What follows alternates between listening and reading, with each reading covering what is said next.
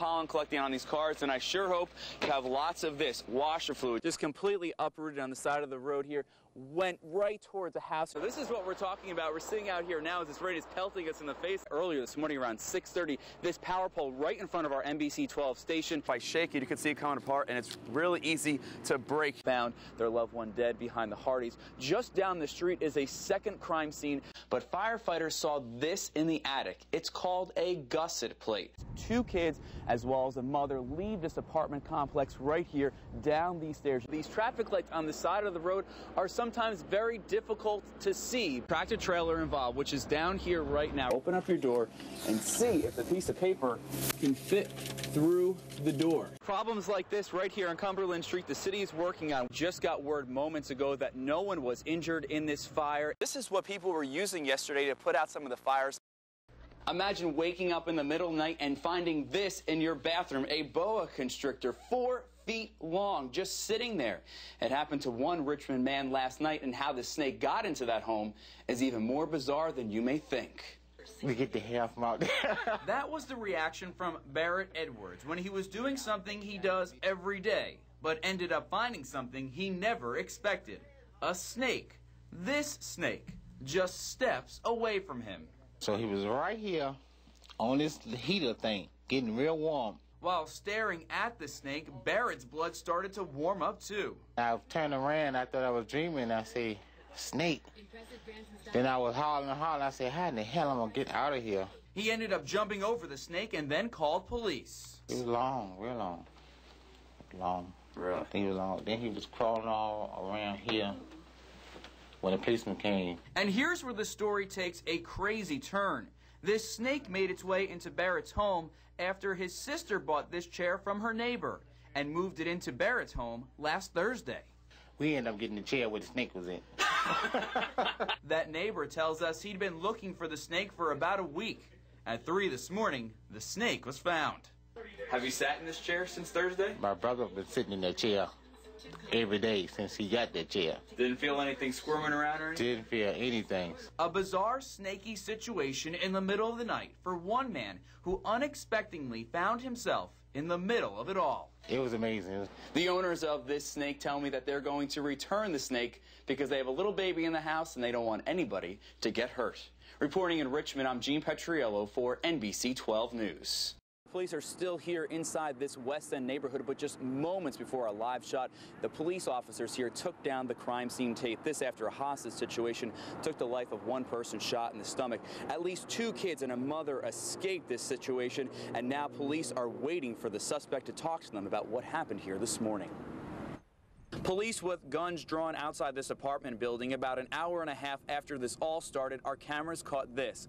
At least 2 kids and a mother escaping down the stairs and into the arms of police officers. Oh, I was so relieved. I saw that we were carrying one of the little girls, but the other one ran out, and the lady ran out. Tanisha Edgehill lives right across the street from where this all unfolded. She captured some of it on her cell phone camera this morning. I was scared to death at first because I'm not used to this, and waking up first thing in the morning seeing cop cars, guns drawn, everybody running across the street, terrifying.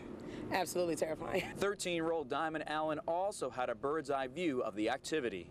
Everybody was just like standing outside. I'm like, what's going on? And then they were like, somebody got shot. I was like, oh my God, is everybody okay?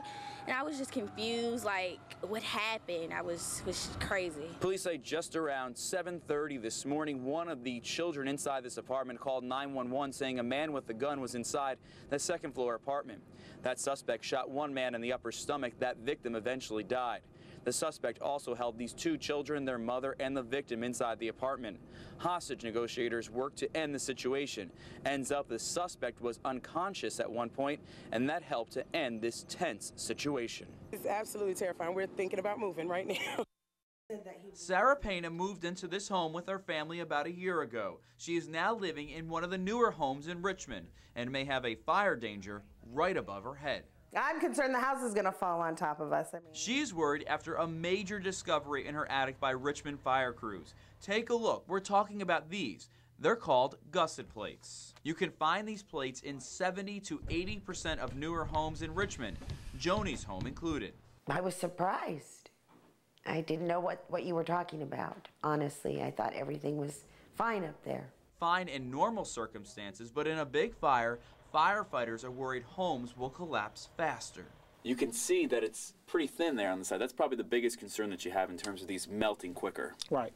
You know, although it's relatively safely in place here, the fact of the matter is it's thin metal. Possibly trapping you, your family, and firefighters too. In fact, dozens of firefighters nationwide have died because of this. But some contractors who build these beams say not so fast. During a fire, a home has progressive failure of all its components because of the intense heat, and trusses are just one of those components. Bottom line is, if you look in your attic tonight and you see something like this with these gusset plates, both sides agree that these plates are okay to have in your home. But now is the time to take some action. Sprinklers are one option. Also, make sure your smoke detectors work and you have a fire escape plan. And ask your contractor questions. That's what Joni is doing right now. Just remember, a home can be replaced, a life can't.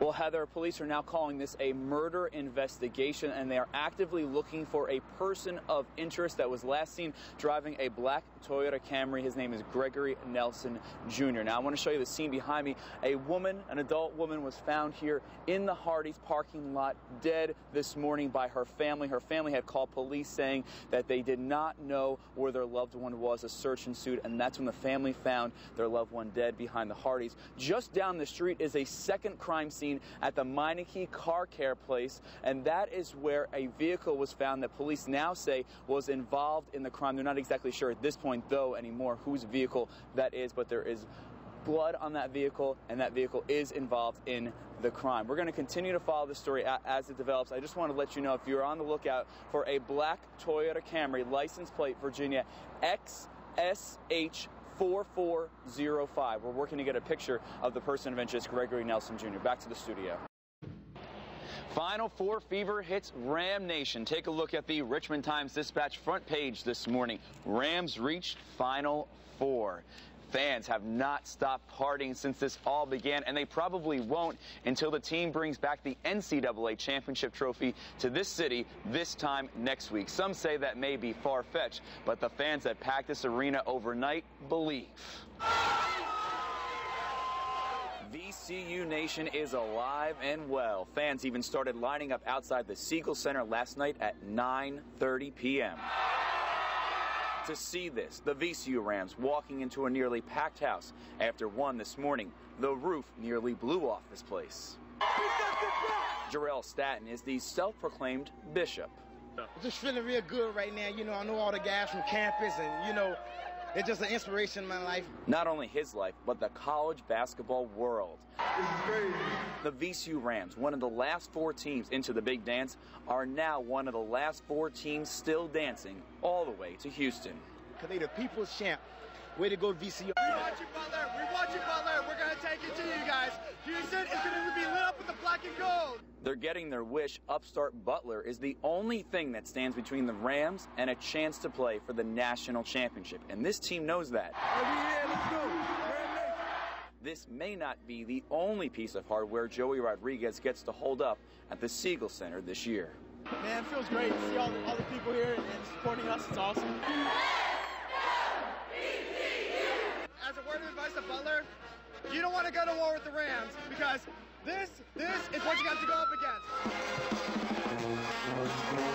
Needless to say, this week, this campus will be going crazy. If this party is any indication. Bradford Burgess, Big Shot Roselle, Joy Rodriguez, let's get it, baby, VCU! VCU and Butler play on Saturday night. Tip time is just after 6 p.m. Reporting in Richmond outside the Siegel Center, I'm Petriello for NBC 12 News.